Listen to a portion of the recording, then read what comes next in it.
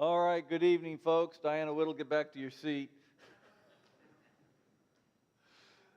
No, she's not. She never does. But thank you for those that have come, those that are joining us online. It's good to have you here tonight. Diana Whittle did inform me that we're beginning with chapter 32 tonight. Does that sound right for y'all? Good. That's what we'll do. In this chapter, Jacob is preparing to meet Esau, mostly from the oldest source, written form that we have around 1000 BC. So verse 1. Jacob also went on his way, and the angels of God met him. When Jacob saw them, he said, "This is the camp of God." So he named that place Mahanaim. It means two camps. Jacob sent messengers ahead of him to his brother Esau in the land of Seir, the country of Edom. He instructed them, "This is what you are to say to my lord Esau. Your servant Jacob says, I have been staying with Laban and have remained there until now. I have cattle and donkeys, sheep and goats, male and female servants. Now I am sending this message to my lord that I may find favor in your eyes." When the messengers returned to Jacob, they said, "We went to your brother Esau, and now he's coming to meet you. And 400 men are with him." In great fear and distress, Jacob divided the people who were with him into two groups or camps, and the flocks and herds and camels as well. He thought, if Esau comes and attacks one group, the group that is left may escape. So he sends word ahead, and he gets a bit concerned because he's coming to be met by his brother with 400 men. Divides his belongings and his family, and sends them ahead of him. So, well, I don't know about that. Verse 9, then Jacob prayed, "O God of my father Abraham, God of my father Isaac, Lord, you who said to me, 'Go back to your country and your relatives, and I will make you prosper.' I'm unworthy of all the kindness and faithfulness you have shown your servant. I had only my staff when I crossed this Jordan, but now I have become two camps.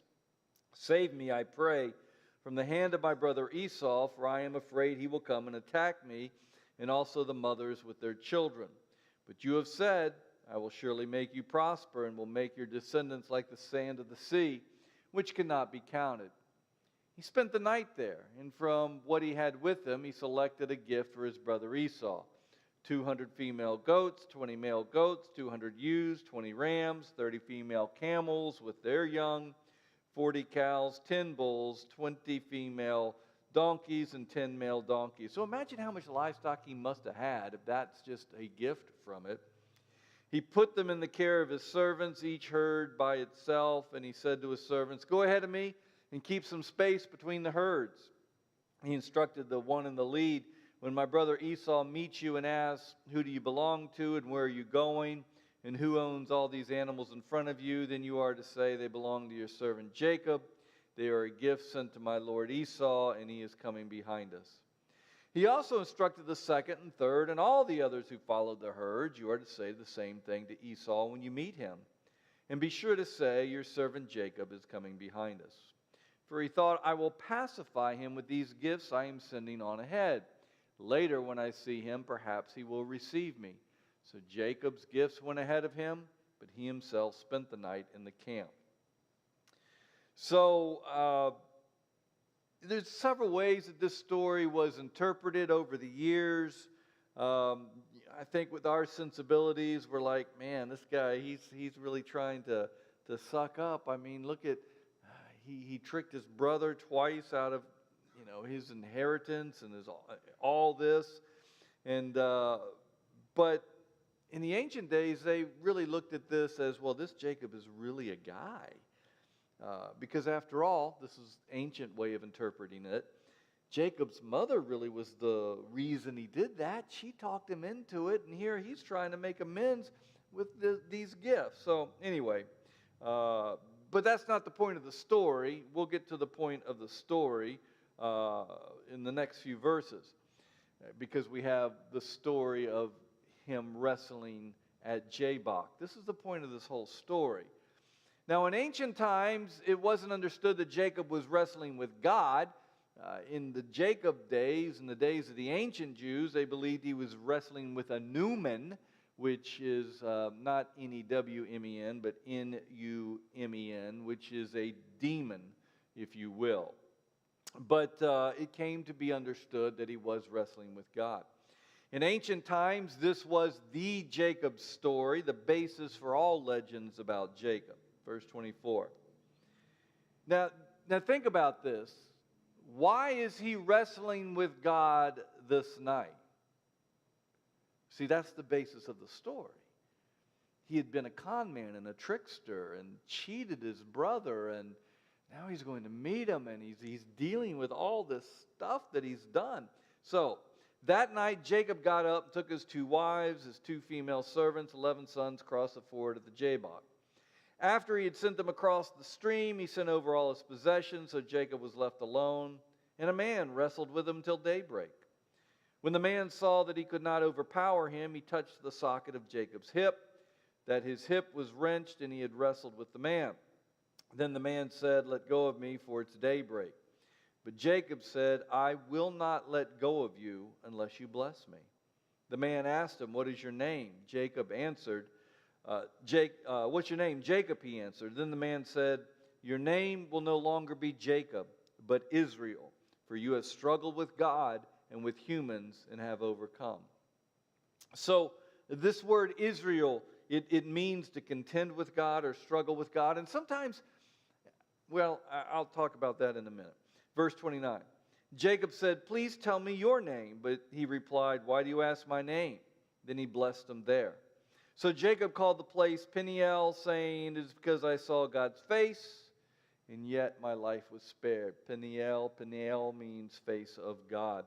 And remember, he was asking his name because to know someone's name in the ancient days meant that you had some power over them. So this person, this man, this Newman, we understand it to be God. He knew Jacob's name, but he renamed him. He struggled with God. Verse 31. The sun rose above him as he passed Peniel, and he was limping because of his hip. Therefore, to this day, the Israelites do not eat the tendon attached to the socket of the hip, because the socket of Jacob's hip was touched near the tendon. So, he wrestles with God or this supernatural being, and but eventually became to know that this was sort of an act of penitence, if you will, for his bad conscience. This was his reckoning with God. Today, in our Christian culture, we might say it was his come to Jesus meeting, but he wasn't meeting Jesus yet. The taboo of the thigh meat, it's not really understood. It maybe had something to do with the ancient oaths, because remember, you'd put your hand under the thigh. So let's jump into chapter 33, where he reunites. Jacob looked up, and there was Esau coming with his 400 men. So he divided the children among Leah, Rachel, and the 2 maidservants. He put the maidservants and their children in front, Leah and her children next, Rachel and Joseph in the rear. He himself went on ahead and bowed down to the ground 7 times as he approached his brother. But Esau ran to meet Jacob and embraced him. He threw his arms around his neck and kissed him, and they wept. Then Esau looked up and saw the women and children. "Who are these with you?" he asked. Jacob answered, "They are the children God has graciously given your servant." Then the maidservants and their children approached and bowed down. Next, Leah and her children came and bowed down. Last of all came Joseph and Rachel, and they too bowed down. So it doesn't look like Benjamin, the youngest, has been born yet.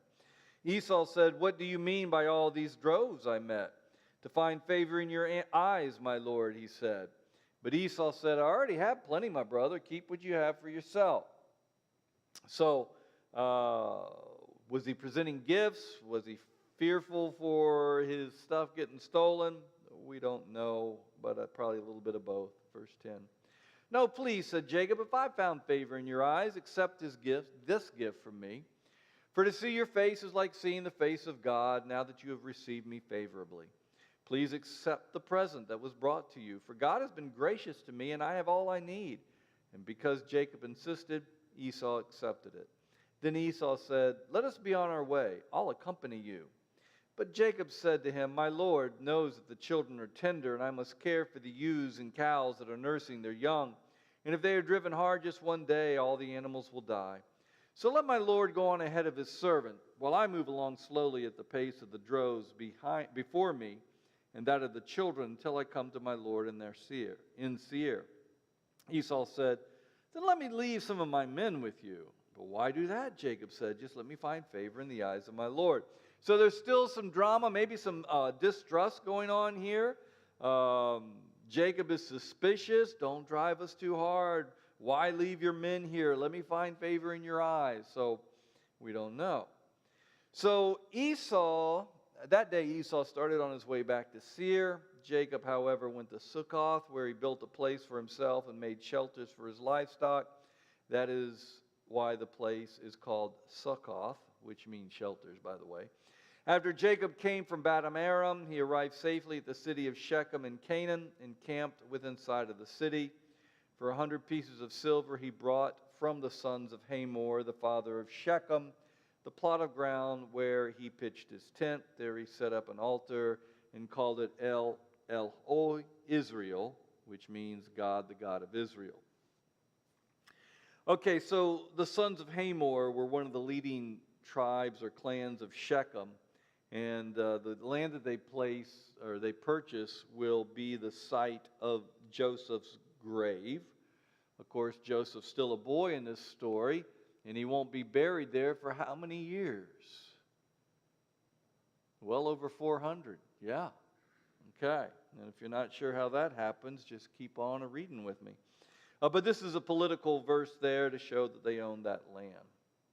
All right, chapter 34. 16. Okay. So the entire chapter 34 deals with the seduction of Dinah. It basically comes from the oldest source, around 1000 BC. In some other ancient manuscripts that have been found, they don't speak of a rape, but they imply something more consensual. But nonetheless, Dinah was defiled even if she consented to a sexual relationship with a man of a different religion. So the story goes that the men must undergo circumcision in order for Shechem to take Dinah as a wife. Bad mistake. Scholars really aren't sure why this story is stuck here. It seems out of place or just not in the line of what we're reading.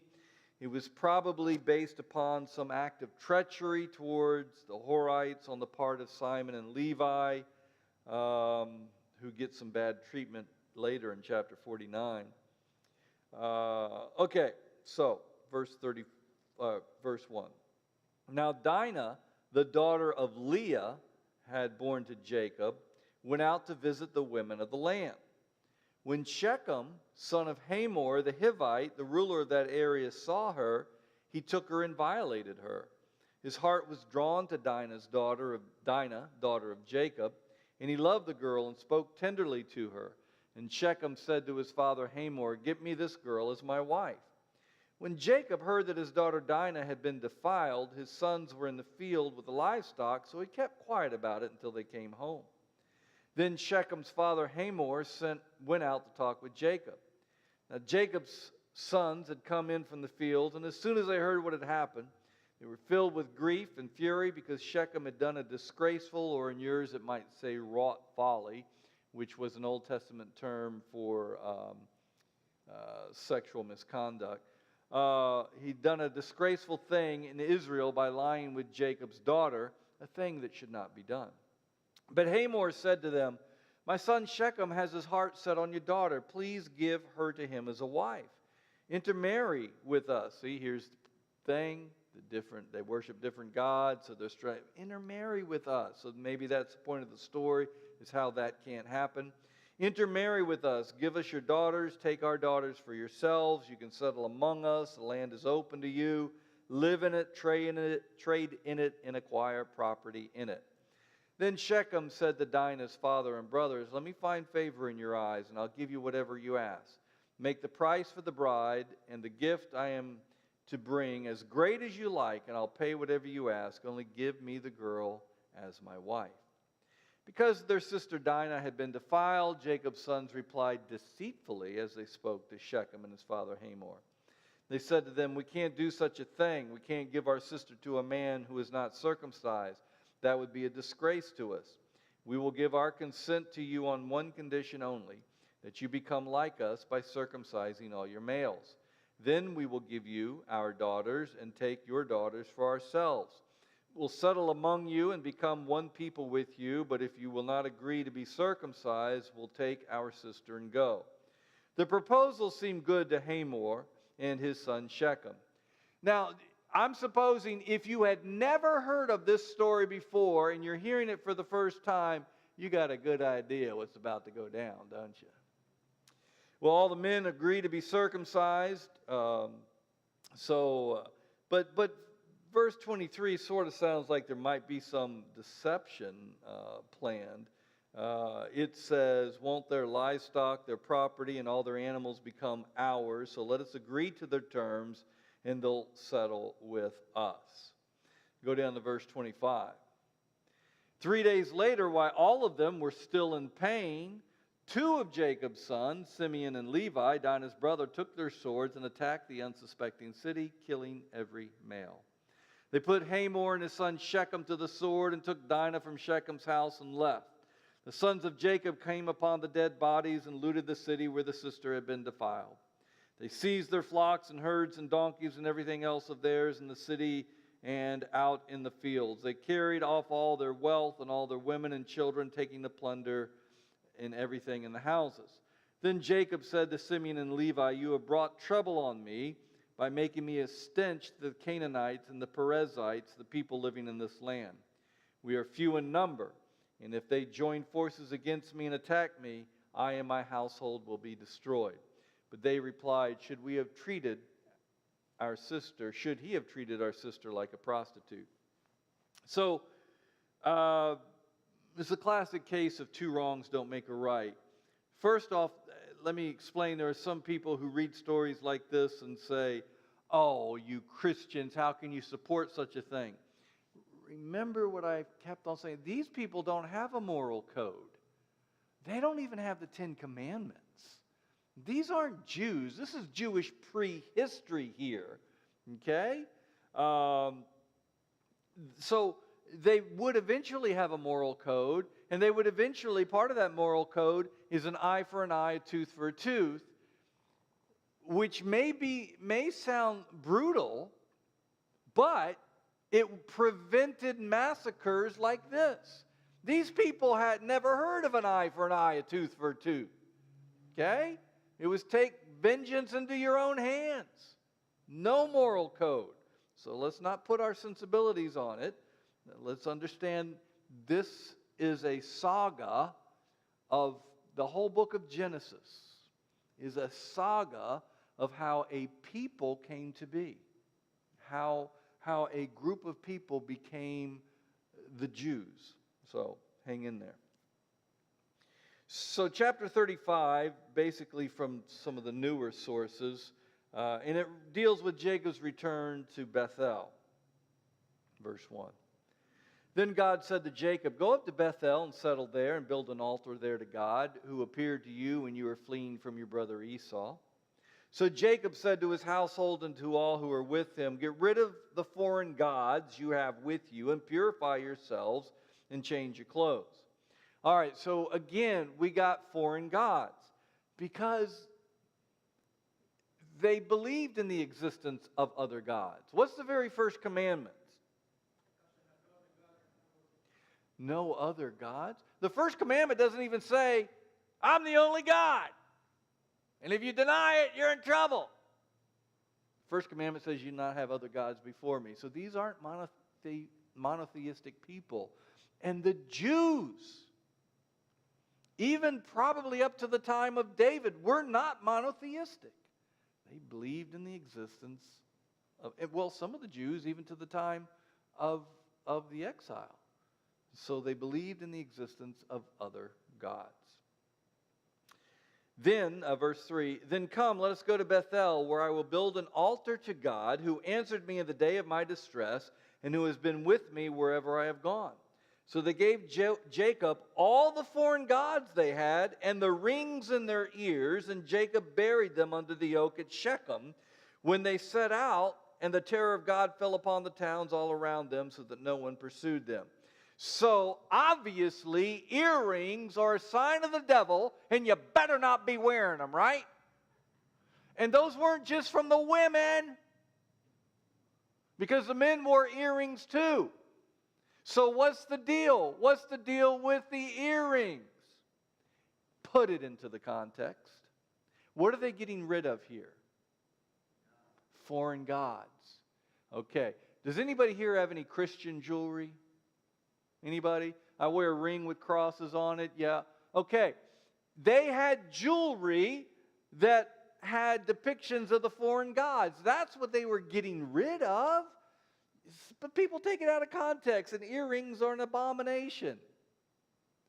Yeah, well, so is having a whole town of men circumcised and then slaying them all, okay? These are ancient stories. These are ancient stories. And that's the whole thing about the earrings, is it was jewelry to other gods. We'll find things like that throughout the Old Testament. In the book of Leviticus, there's, don't wear clothing made with two different types of fabric, which meant we're all in trouble.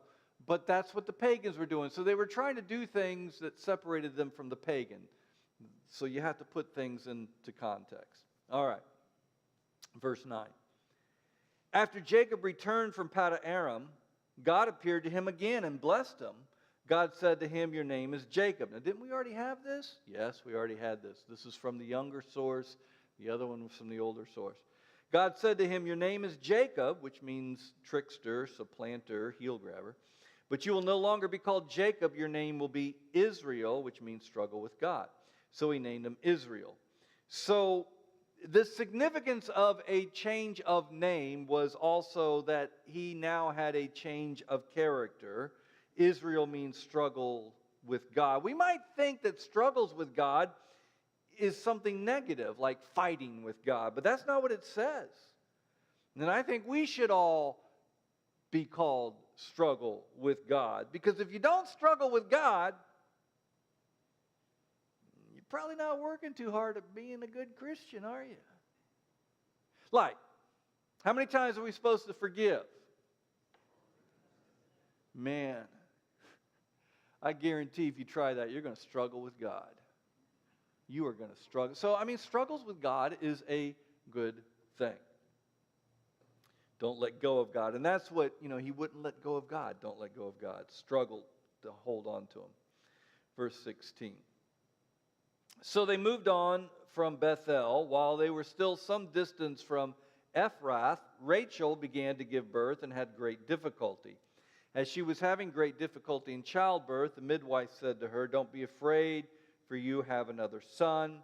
As she breathed her last, for she was dying, she named her son Ben-Oni, which means son of my trouble. But his father named him Benjamin, son of my right hand. So Rachel died and was buried on the way to Ephrath, that is Bethlehem. Over her tomb, Jacob set up a pillar, and to this day that pillar marks Rachel's tomb. So we've been given the names of Jacob or Israel's sons, but here we have them in one passage. Begin with verse 23. The sons of Leah were Reuben, the firstborn of Jacob, Simeon, Levi, Judah, Issachar, and Zebulun. The sons of Rachel, Joseph and Benjamin. The sons of Rachel's maidservant Bilhah, Dan and Naphtali.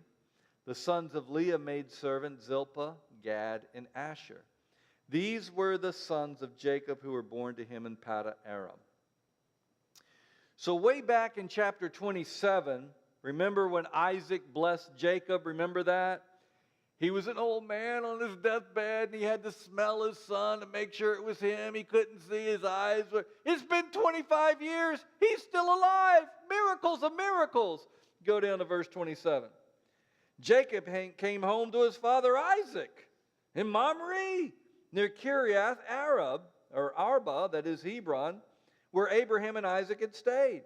Isaac lived 180 years old. Then he breathed his last and died and was gathered to his people, old and full of years, and his sons Esau and Jacob buried him. So there he was, still kicking around.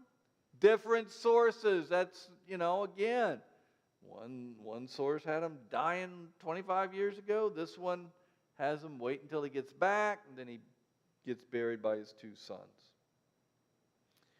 So chapter 36 we're not going to read. It's the descendants of Esau. Verses 1 through 19 are about the Edomites.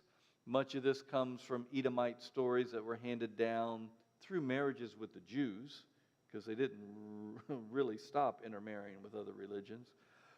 Verses 20 through 30 is about the Horites. The Horites are the Hurrians, Hurrians. They were a non-Israelite tribe who were popular for several centuries in ancient times.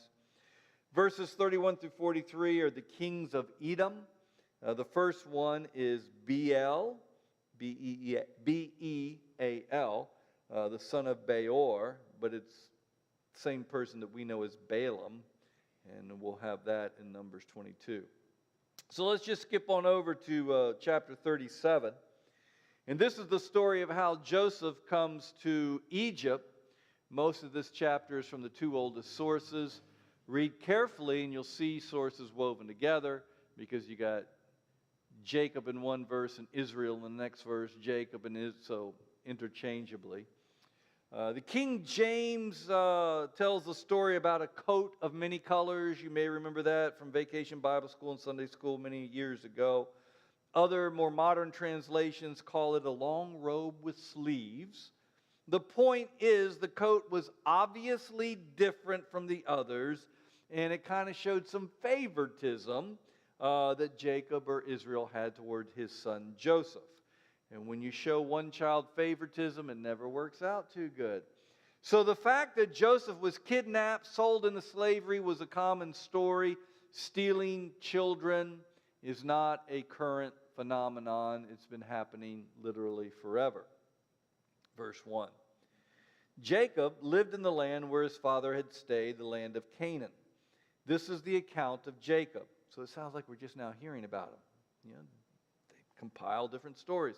Joseph was a young man of 17, was tending the flocks with his brothers, the sons of Bilhah and the sons of Zilpah, his father's wives, and he brought their father a bad report about them. Now Israel loved Joseph more than any of his other sons, because he had been born to him in his old age, and he made a richly ornamented robe for him. All right, so verse 3 says, son of his old age. Well, what about Benjamin? We just were told of Benjamin. Maybe Benjamin hadn't been born yet. We don't know. Again, because they're not always in chronological order. Verse 4. When his brothers saw that their father loved him more than any of them, they hated him and could not speak a kind word to him. Joseph had a dream, and when he told it to his brothers, they hated him all the more. He said to them, listen to this dream I had. We were binding sheaves of grain out in the field when suddenly my sheaf rose up and stood upright, while your sheaves gathered around mine and bowed down to it. His brothers said to him, do you intend to reign over us? Will you actually rule over us? And they hated him all the more because of his dream and what he had said. So the dream of the sheaves, something more than meets the eye perhaps here. Jacob and his ancestors had been semi-nomadic people, but the power that the nomads held is about to fade away. The agricultural society would soon rise up and have the power. But even the actions of Joseph's brothers that we're going to read about were despicable. God's going to end up using it for good. And we're going to talk a lot more about that when we get them reunited. But that's years from now. Well, in the story it is. Verse 9. Then he had another dream, and he told it to his brothers. Listen, he said, I had another dream, and this time the sun and the moon and the 11 stars were bowing down to me. When he told his father as well as his brothers, his father rebuked him and said, what is this dream you had? Will your mother and I... But I thought, so maybe Ben hasn't been born yet because his mother died in childbirth. Will your mother and I and your brothers actually come and bow down the ground before you? His brothers were jealous of him, but his father kept the matter in mind. So his father, kept the matter in mind. He's like, something's up with this kid. Verse 12. Now his brothers had gone to graze their father's flock near Shechem, and Israel, again, Jacob, Israel said to Joseph, "As you know, your brothers are grazing flocks near Shechem. Come, I'm going to send you to them." "Very well," he replied. So he said to them, "Go and see if all is well with your brothers and with the flocks, and bring back word to me." Then he sent them off from the valley of Hebron. When Joseph arrived at Shechem, a man found him wandering around in the fields and asked him, "What are you looking for?" He said, "I'm looking for my brothers. Can you tell me where they are grazing their flocks?" "They have moved on from here," the man answered. I heard them say, 'Let's go down to Dothan, Alabama.'" My goodness. They went down to Dothan. So Joseph went after his brothers and found them near Dothan. But they saw him in the distance, and before he reached them, they plotted to kill him. "Here comes the dreamer," they said to each other. "Come now, let's kill him and throw him into one of these cisterns and say that a ferocious animal devoured him. Then we'll see what comes of his dreams." When Reuben heard this, he tried to rescue him from their hands. "Let's not take his life," he said. "Don't shed any blood. Throw him into this cistern here in the desert, but don't lay a hand on him." Reuben said this to rescue them from them and take him back to his father. So when Joseph came to his brothers, they stripped him of his robe, the richly ornamented robe he was wearing, and they took him and threw him into the cistern. Now the cistern was empty, there was no water in it. As they sat down to eat their meal, they looked up and saw a caravan of Ishmaelites coming from Gilead. So they saw a caravan of what? Ishmaelites. Remember that. Their camels were loaded with spices, balm, and myrrh, and they were on their way to take them down to Egypt. Judah said to his brothers, "What will we gain if we kill our brother and cover up his blood? Come, let us sell him to the Ishmaelites and not lay a hand on him. After all, he's our brother, our own flesh and blood," his brothers agreed. So when the what? Midianites. Let's get it right now. Which is it? Ishmaelites or Midianites? When the Midianite merchants came by, his brothers pulled Joseph up out of the cistern and sold him for 20 shekels of silver to the Ishmaelites, who took him to Egypt. So, perhaps they were used interchangeably, or maybe we're combining sources. But don't get hung up on that, because some people like to throw stuff out like that and say, your Bible can't be trusted. They can't even decide if it was Ishmaelites or Midianites that took them into slavery. It's not the point of the story. The point of the story is his brothers did a despicable thing and sold their brother into slavery to whomever. Doesn't matter. They sold him into slavery. Verse 29. When Reuben returned to the cistern, so it's obvious he wasn't with them at that time, and saw that Joseph was not there, he tore his clothes. And tearing your clothes, rending your clothes, we'll get later in the Old Testament, was a sign of mourning. He went back to his brothers and said, "The boy isn't there. Where can I turn now?" Then they got Joseph's robe, slaughtered a goat, and dipped the robe in his blood. They took the ornamented robe back to the father and said, "We found this. Examine it to see whether this is your son's robe." So we're not sure if Reuben even knows what the whole deal is. Verse 33. He recognized it and said, "It is my son's robe. Some ferocious animal has devoured him. Joseph has surely been torn to pieces." Then Jacob tore his clothes, put on sackcloth, and mourned for his son many days. All his sons and daughters came to comfort him, but he refused to be comforted. "No," he said, "in mourning I will go down to the grave," or Sheol, it may say, "to my son." So his father wept for him. Meanwhile, the Midianites sold Joseph in Egypt to Potiphar, one of Pharaoh's officials, the captain of the guard. All right, so verse 35 in the NIV that I'm reading from talks about the grave, but the word is Sheol. And Sheol was a place of the dead. Wasn't heaven, wasn't hell, but sort of a dim, misty place where the dead hung out after they died. It was colorless. It wasn't a good place. But by going down, he believed, Jacob did, that if he died wearing sackcloth and ashes, he would end up in Sheol in sackcloth and ashes, and therefore Joseph would know the depth of his anger, that he mourned for him the rest of his life. All right, so chapter 38 is another kind of sidetrack. It will deal with Judah and Tamar. Why is the story here? It's just a one-chapter interlude in the whole Joseph saga. It seems out of place. Scholars have debated it for centuries, but that's what they do. Some feel that it was maybe just some folklore that happened to get stuck into the book. As best as can be decided, the story probably has two purposes. First, it justifies the incorporation into the tribe of Judah, three clans which had previously been regarded as foreigners. Why foreigners? Because they knew that they worshiped another god. Okay? But this story will bring them into the tribe of Judah. These three clans would be recognized as a tribe of Judah, but they were descendants of Judah by a Canaanite woman. Get that? Canaanite woman. So she worshiped another god. But this story also shows maybe how the religious influence was growing. But one thing, it lists up the tribe of Perez. By the time of David, the clan, I should say, not the tribe. By the time of David, the clan of Perez was quite popular, and this is how they are incorporated in through what we will read about in this chapter. And still other scholars say, no, this is a women's lib story of the day, and you'll find out why when we read it. But before we read it, we got to understand something of the morals of that day, or maybe the lack of morals, whichever way you look at it. First off, there were two kinds of prostitutes in those days. First, there were the harlots. This is what we would think of as a prostitute.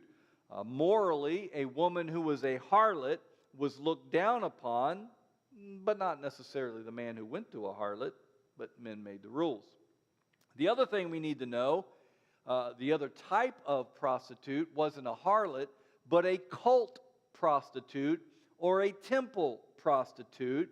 And it was the practice in many ancient religions that if a man went to a temple prostitute, it would bring blessings upon him and or his crops. And again, men were making the rules, okay? Scholars are not sure, but as it's likely that as people became Jews and as the Jewish faith grew, some of the ancient traditions, such as temple prostitutes, lingered for a while. But we're not Jews yet. We're not Jews yet. These are the ancestors of the Jews, okay? So remember, there's a harlot and a temple prostitute. Temple prostitute really wasn't looked down upon at all, okay? Then we got to understand Levirate law. Levirate from the word Levi. Levi is the tribes of the priests. But according to Levirate law, if a woman's husband died, the woman was fairly well left to fend for herself. And in that day, if her children weren't grown or she didn't have any children, she would starve, be sold into slavery, or become a prostitute herself. Hence, we have Levirate law, where the deceased man's brother would marry the deceased man's widow, and that would ensure that the family line wouldn't die out. It was also believed that Sheol, the place of the dead, would be worse for the deceased man if he didn't have any heirs, but if his wife married his brother and had kids, those kids somehow would be his. Okay? I didn't make these rules. So, understand, we got temple prostitutes, which aren't your run-of-the-mill prostitutes, and we've got Levirate law. Verse 1. At that time, Judah left his brothers and went down to stay with a man of Adullam named Hira. There Judah met the daughter of a Canaanite man named Shua. He married her and lay with her. She became pregnant and gave birth to a son who was named She conceived again and gave birth to a son who was named Onan. She gave birth to still another son and named him Shelah. It was at Kezib that she gave birth to him. Judah got a wife for his firstborn, and her name was Tamar. But Judah's firstborn, was wicked in the Lord's sight, so the Lord put him to death. Then Judah said to Onan, lie with your brother's wife and fulfill your duty to her as a brother-in-law to produce offspring for your brother. So understand that as we go on, this woman who was mourning her husband's death would be wearing mourning garments her whole life. And this is going to come into sort of a trick in this story. Verse 9. But Onan knew that the offspring would not be his, so whenever he lay with his brother's wife, he spilled his semen on the ground to keep from producing offspring for his brother. What he did was wicked in the Lord's sight, so he put him to death also. Judah then said to his daughter-in-law Tamar, live as a widow in your father's house until my son Shelah grows up. For he thought, he may die too, just like his brothers. So Tamar went to live in her father's house. It was actually her father-in-law's. After a long time, Judah's wife, the daughter of Shua, died. When Judah had recovered from grief, he went up to Timnah to the men who were shearing his sheep, and his friend Hira the Adullamite went with them. When Tamar was told, your father-in-law is on his way to Timnah to shear his sheep, she took off her widow's clothes, covered herself with a veil to disguise herself, and sat down at the entrance to Enaim, which is on the road to Timnah. For she saw that though Shelah had grown up, she had not been given to him as a wife. So she put on a veil, and she wrapped herself, which may indicate that she was pretending to be a temple prostitute. And in fact, we're going to have that word in just a little bit. But this comes from the ancient religion to the veiled goddess Ishtar. In some ancient cultures, and in a few today, a man was not allowed to see his wife's face before they had a sexual relationship. In fact, that's where our custom of veiling the bride comes from. Verse 15. When Judah saw her, he thought she was a prostitute, for she had covered her face. Not realizing that it was a prostitute, but you're going to hear later it wasn't a harlot, it was a temple prostitute. Not realizing that she was his daughter-in-law, he went over to her by the roadside and said, come now, let me sleep with you. And what will you give me to sleep with you, she asked. I'll send you a young goat from my flock, he said. Will you give me something as a pledge until you send it, she asked. He said, what pledge should I give you? Your seal and its cord and the staff in your hand, she answered. So he gave them to her, and he slept with her, and she became pregnant by him. After she left, she took off her veil and put on her widow's clothes again. So a signet cord, a cord, and a staff would have indicated that Judah was a man of some rank among them. Verse 20. Meanwhile, Judah sent the young goat by his friend the Adullamite in order to get his pledge back from the woman, but he didn't find her. He asked the men who lived there, where is the shrine prostitute? This is the temple prostitute. Where is the shrine prostitute who was beside the road at Enaim? There hasn't been any shrine prostitute here, they said. So he went back to Judah and said, I didn't find her. Beside the men who lived there said, there hasn't been any shrine prostitute here.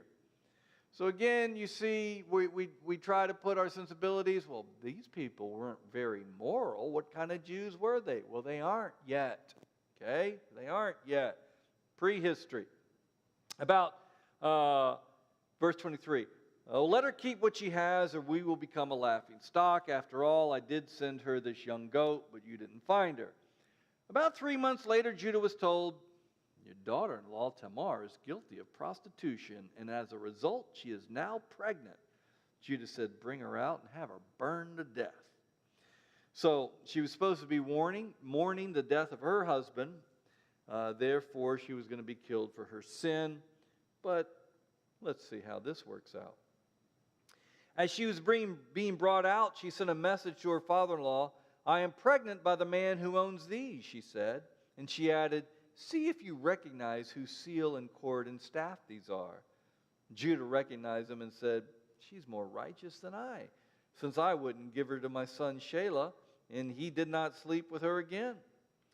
When the time came for her to give birth, there were twin boys in her womb, which is a common motif in the Jewish literature. As she was giving birth, one of them put out his hand, so the midwife took a scarlet thread, tied it on the wrist, and said, "This one came out first." But when he drew back his hand, his brother came out, and she said, "So this is how you have broken out." And he was named Perez, which means breaking out. Then his brother, who had the scarlet thread on his wrist, came out, and he was given the name Zerah, which means scarlet or bright. So, that's how the tribe of Perez became part, or the clan, I should say, of Perez became part of the tribe of Judah. And the very next chapter, chapter 39, we jump right back into the Joseph story. So we'll close it for there tonight. Any questions? Just don't try to put your sensibilities on these ancient people. And people will try to tell you how your Bible can't make sense, because how can they be Christians and act like that? Well, because they're not Christians. Plain and simple.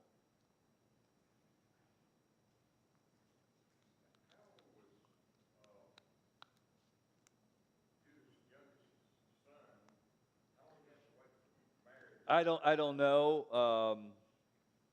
Boys usually got married a little bit older than the girls, but late teens maybe.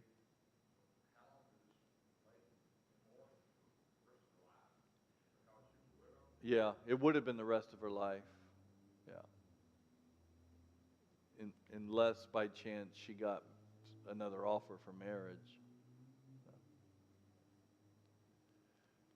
All right. Let's pray. Thank you, Lord, for your blessings for this day. It's been a great day of worshiping you, Lord, and learning of your word. And we thank you. And, Lord, sometimes these ancient stories seem confusing, but help us to realize they're just people who wrestled with you. And even though they didn't know the full revelation that we know, they wrestled with you. And help us to follow with them so that we will grab a hold of you and never let go. And perhaps our spiritual name can be Israel as well, for we won't let go. Be with us now, Lord, as we travel our separate ways. In Christ's name we pray. Amen. Thanks for coming, folks.